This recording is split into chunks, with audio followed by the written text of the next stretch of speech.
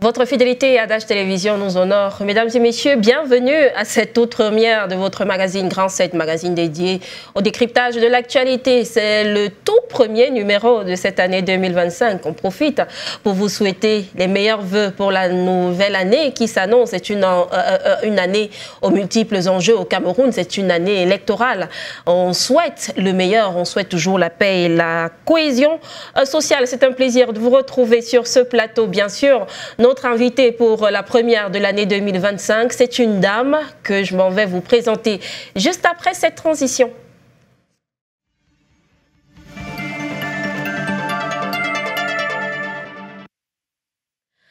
Notre invitée pour le compte de ce premier numéro de 2025, je vous l'annonçais, c'est une dame, c'est un professeur Jeannette Wogeng-Foto.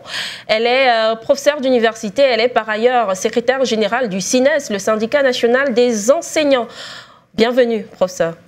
Merci, chère Marie-Yvonne. Surtout, bonne année. Meilleurs vœux à vous, surtout, et également prompt rétablissement. Merci. Elle a bien démarré cette année 2025? Oui, plus ou moins, parce que nous sommes en santé. C'est le plus important, il nous semble, et qu'il y a un semblant de calme dans les environnements. Mais pour le reste, au niveau des universités, ce n'est pas tout à fait ça. On aimerait quand même prendre votre actualité, comment se déroule votre activité. Je parle bien d'activité d'enseignante d'université, c'est ce que vous faites au quotidien. Oui, malheureusement, depuis le 6 janvier 2025, ces activités sont suspendues.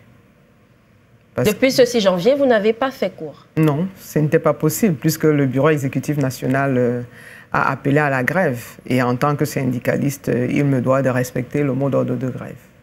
Vous faites bien de parler de ce mouvement de grève qui est donc effectif depuis le 6 janvier. La rédaction de Dash Média s'est intéressée particulièrement à cette actualité-là suite au mouvement d'humeur des enseignants du CINES qui ont mis en application le mot d'ordre de grève sur les campus le 6 janvier dernier. Le ministre d'État, ministre des Enseignements supérieurs, de l'enseignement supérieur, a réagi en réponse justement aux revendications des enseignants d'université. Le paiement de la dette académique est annoncé pour le 13 janvier prochain dès 12 h au siège du ministère du côté de Yaoundé. On s'est posé une question au sein de la rédaction. S'achemine-t-on vers une sortie définitive de crise?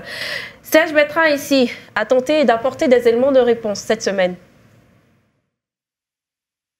S'achemine-t-on vers une sortie de crise? C'est ce que semble augurer la sortie du ministre d'État, ministre de l'Enseignement supérieur, Jacques Famendongo. En réaction aux revendications du CINES, le paiement de la dette académique est prévu pour le 13 janvier prochain. Mais de l'avis des syndicalistes, c'est un simple effet d'annonce, car il s'agit d'un discours récurrent, sans aucune action concrète. Le communiqué du ministre d'État, ministre de l'Enseignement supérieur, qui annonce le début des paiements de la 4e tranche de la prime de la modernisation et de la recherche pour le 13 janvier 2025, soit un effet d'annonce.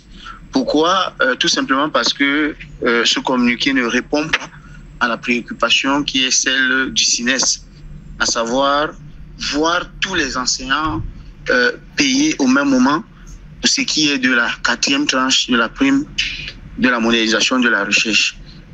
Pourtant, lorsque vous voyez le communiqué du ministre d'État, ministre de l'Enseignement supérieur, il dit que les paiements vont commencer et se poursuivront méthodiquement.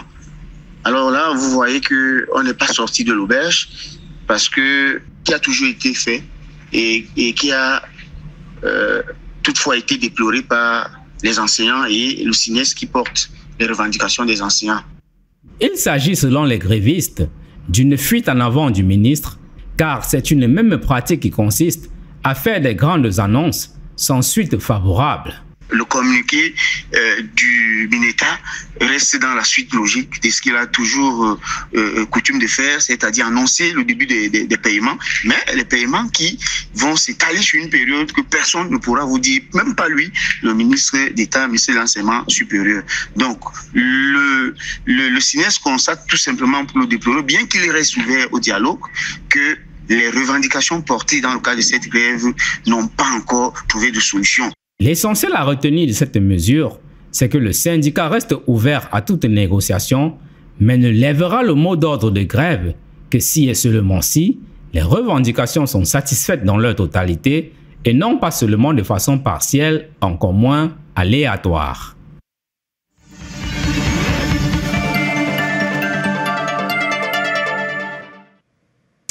Merci à vous, Serge Bertrand. Ici, on parle donc de la grève depuis le 6 janvier dernier des enseignants d'université. Il n'y a pas cours. Vous avez écouté le professeur Wogang ici avec nous sur le plateau. Il n'y a pas de cours dispensés depuis le 6 janvier dernier.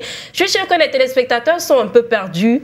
Ils se disent, on vient de sortir d'une grève, on rentre encore dans une autre grève. Heureusement que vous êtes là, professeur, pour nous expliquer effectivement ce qui se passe.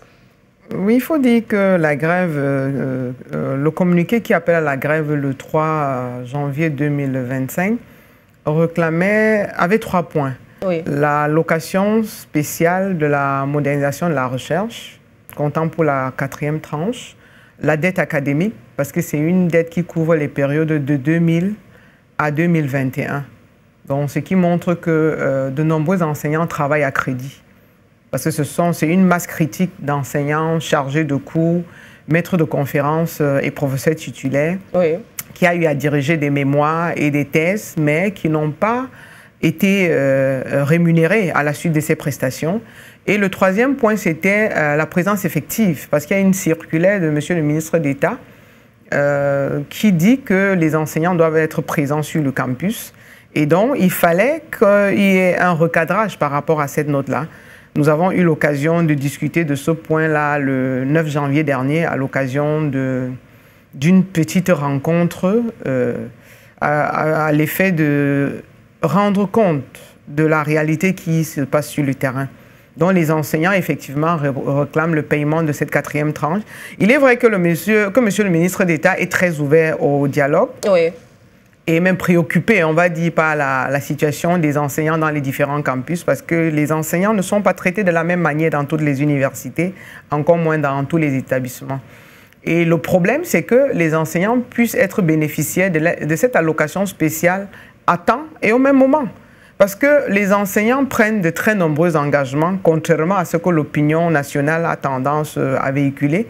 Parce qu'un enseignant qui doit faire une recherche, qui avait pris l'engagement d'aller à une conférence au Sénégal, en Côte d'Ivoire, au Bénin, dans un pays européen, dans un pays américain, il a besoin de financement lorsqu'il n'est pas couvert. Et pour prendre part à une conférence, il faut s'inscrire, il faut payer un billet d'avion, oui, il faut avoir une assurance maladie, une assurance voyage, parce qu'on peut arriver à avoir un problème. Ça veut dire que lorsqu'on n'est pas, ces échéanciers ne sont pas respectés, ça perturbe la quiétude non seulement de l'enseignant, mais de l'étudiant, parce qu'il faut dire que l'enseignant et l'étudiant sont un peu comme une femme en état de grossesse.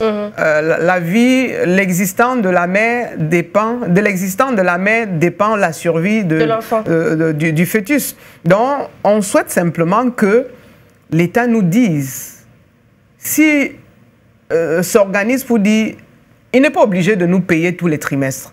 Il peut dire, voici à quel échéancier je vais vous payer. Parce que dans les autres corps, on n'a même pas besoin de suspendre les activités. Mais est-ce qu'il n'y a pas d'échéancier? Il y a un échéancier officiel, mais ce n'est jamais respecté. Est-ce que vous trouvez normal que les enseignants du supérieur aient à suspendre les enseignements dans un environnement où les infrastructures sont insuffisantes parce qu'ils n'ont pas été rémunérés? Nous, en tant que le Bureau exécutif national, déplore cette situation et ça ne date pas d'aujourd'hui. Parce que je vous assure, ce n'est pas de gaieté de cœur qu'on va faire grève. Parce que ce qu'on perd, on va rattraper, mais ce sera rattrapé de quelle manière? Parce que les infrastructures sont insuffisantes dans plusieurs établissements, dans plusieurs universités. Donc, lorsque vous perdez 2 heures et qu'un collègue ne peut pas rattraper ces heures, C'est un problème. Le quota horaire qui est affecté à chaque enseignant doit être respecté. Mais lorsque on ne peut pas respecter ce quota horaire parce que l'État n'est pas en train de prendre l'enseignant au sérieux, on ne peut que se retrouver dans des situations comme celle-là. Mon camarade, le docteur Firmin Moutil, qui est secrétaire national en charge de la communication, a justement rappelé dans sa prise de parole que monsieur le ministre d'État, ministre de l'Enseignement supérieur, a commis une note qui dit qu'on va passer à la caisse à partir du 13. C'est une annonce, c'est une bonne chose. Une autre annonce. Mais maintenant, est-ce que les effets escomptés sont là? Pas encore. Mais quelques collègues m'ont dit qu'ils ont reçu leur prime, leur allocation hier. Mais on ne sait pas combien, parce qu'il y a très peu. Parce que le plus souvent, quand les collègues reçoivent, vous allez voir comment dans les forums, on va dire la fumée blanche est sortie. Mais là, personne n'a rien dit. Ce n'est qu'un collègue qui est de bonne foi, qui m'a envoyé le message inbox pour me dire, moi, j'ai reçu ma prime. Donc, nous attendons effectivement le 13 pour voir comment les comptes des uns et des autres vont crépiter. Et il est clair que le Bureau exécutif national va convoquer une séance extraordinaire afin d'évaluer la situation, une situation que nous déplorons énormément. Par ailleurs, il n'y a aucune information formelle concernant la dette académique. Il faut dire que pour cette dette académique, plusieurs de nos collègues, de nos aînés, sont décédés en fin d'année 2025, 24 autant pour moi. Il y a un qui est tombé en début d'année et on ne sait pas. Et vous voyez, vous travaillez, vous n'avez pas votre argent et cet argent sera viré quand vous ne serez plus là. C'est vrai que ce sont les choses, c'est la nature qui est ainsi, mais on doit tenir compte de toutes ces personnes qui ont attendu de 2000 à 2021. Et si on ne trouve pas de solution pérenne, on va se retrouver dans les mêmes situations. Or, le Bureau exécutif national a envie de sortir de cette revendication qui est davantage alimentaire qu'académique. Il y a des avocats, il y a des procureurs qui reçoivent des primes qui sont de très gros montants, mais ce qu'on nous donne n'est même pas suffisant pour faire ce qu'on a à faire. Si un collègue décide dès la semaine prochaine, est invité à un colloque au mois de février au Sénégal ou au Bénin, le billet d'avion, la compagnie la plus moins chère, le billet d'avion c'est 590 615 000 francs. Ça c'est seulement le billet d'avion. Vous n'allez pas aller loger dans à l'auberge en tant qu'enseignant du supérieur. Vous devez loger dans un hôtel 4 ou 5 étoiles pour être en forme et faire votre travail ou bien préparer votre présentation, reviser votre présentation et pour même préparer votre présentation, vous devez faire de la revue de la littérature et ces ouvrages-là ne sont pas toujours ici parce que plusieurs de nos universités ne sont pas affiliés à des revues internationales. Et pour publier un article dans une revue de bonne facture, il y a des collègues qui déboursent des millions en faculté de sciences. Parce qu'ils sont parfois obligés de se mettre 4, 5, 6, 7, 10 même pour publier un article. Parce qu'on peut demander que vous payez à hauteur de 2 millions de francs. Mais quand l'État veut, quand le citoyen lambda parle, il cherche même quoi? Mais on cherche beaucoup de choses. Nous souhaitons, dont le Bureau exécutif national souhaite même qu'il y ait un audit de cette prime de cette allocation spéciale de la modernisation de la recherche pour rendre compte à celui qui avait signé ce décret et dont le chef de l'État que effectivement voilà ce qui est fait. Plusieurs recherches sont faites, mais les résultats ne sont pas utilisés par les ministères qui sont censés implémenter. Et là où la recherche vraiment booste le développement. Parce que il y a l'une des obligations de l'université, c'est l'appui au développement. S'il y a un problème, les chercheurs vont faire la recherche, rendre compte, et les résultats devront être utilisés pour pouvoir apporter une solution qualitative et à long terme au problème qui est posé. Quelle solution vous préconisez? C'est vrai que vous en parliez déjà d'un audit, de tout cela, mais on a l'impression de se retrouver dans une sorte de cycle. Oui, ça veut dire, aujourd'hui on vous paye, vous restez un peu tranquille, vous reprenez les cours, au prochain trimestre, vous entrez de nouveau en grève, on repart dans le cycle tout le temps. Il faut quand même trouver des solutions définitives. professeur? Oui, il faut trouver des solutions définitives. Le syndicat national des enseignants du supérieur a fait toutes les propositions. Le 18 novembre 2024, nous avons eu l'occasion d'être reçus au niveau du Premier ministère parce que nous avons déposé un document d'une centaine de pages qui brosse la situation des enseignants dans les universités d'État. Donc, le problème n'est pas au niveau des enseignants. Les enseignants entrent en grève parce que leurs droits ne sont pas respectés. Le document qui a été remis, nous souhaitons que les autorités et donc le Premier ministre, le secrétaire général à la présidence, parce que certains de ces documents ont été envoyés par DHL, qu'ils reçoivent ces documents et les étudient afin de rendre compte. Parce qu'il est clair que si la situation continue, on va de nouveau, on va actualiser ces informations et rencontrer qui de droit. À notre niveau, la démarche, c'est qu'est-ce que monsieur le ministre d'État, ministre de l'Enseignement supérieur peut faire? Quel est son niveau de responsabilité? Parce qu'on nous dit qu'il y a les membres du gouvernement travaillent ensemble, il est censé rendre compte, il doit échanger avec monsieur le ministre des Finances, qui certainement doit être au courant de ce qui se passe. Parce que la grève qui a été lancée le 6 janvier, ce n'est pas seulement pour revendiquer le paiement de la 4e tranche de la location spéciale de la modernisation de la recherche, mais également la dette académique. Même si on ne veut pas qu'il y ait trop de bruit autour, c'est parce que les autorités qui doivent traiter ces dossiers traînent. Même si on nous dit que ce sera payé, qu'on nous dise à peu près quand. Parce que vous savez, quand un enfant a besoin, a un livre, parce que l'enseignant lui a, à l'école, on lui a demandé le livre. Si vous lui dites, OK, j'ai compris, nous sommes samedi, le 11 janvier, lundi matin, tu auras ton livre. Il est rassuré. Mais des adultes à qui on ne dit rien du tout, pour le Bureau exécutif national, c'est même un manque de considération. Vraiment, qu'ils disent ce qui se passe. Parce qu'on nous parle de la tension de trésorerie. Mais je ne sais pas si vous avez vu cette note-là qui affecte un budget pharaonique pour le football. Qui vous parle de tension de trésorerie? Bon, c'est ce que l'autorité nous dit. Ça a été déclaré officiellement? Non, non, pas officiellement. C'est dans des échanges informels, comme d'habitude, qu'on nous dit qu'il y a tension de trésorerie. Mais quand on voit le train de vie... Parce qu'à la presse, il n'y a pas de tension de trésorerie qui est mentionnée. Oui, oui. À la presse, personne n'en parle. Donc, qu'on nous dise, qu'on nous traite avec dignité en nous disant, chers enseignants, chères enseignantes, l'État a compris vos revendications, prend note au regard des différents besoins de l'État.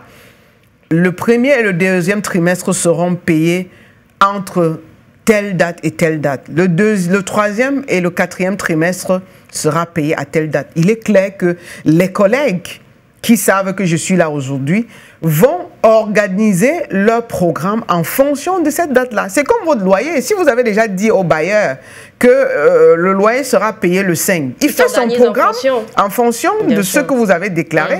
Mais si vous le payez en dents de scie, il ne peut rien faire avec cet argent, à moins qu'en fonction de votre difficulté, vous disiez, OK, au regard des difficultés que j'éprouve, parce que mon loyer c'est 110 000, je vais vous payer ces 110 000 francs en 3 mensualités. Lui aussi, il va s'organiser en conséquence. Donc le prochain délai qui vous a été donné, on retient, c'est le 13 janvier. C'est la note de monsieur le ministre d'État. Oui, c'est signé le 8. Il dit le 13 janvier, les enseignants vont passer à la caisse et tout ce que nous souhaitons, c'est que tous les enseignants passent à la caisse. Parce que ça nous embête de ne pas être dans nos salles de cours, dans les amphithéâtres.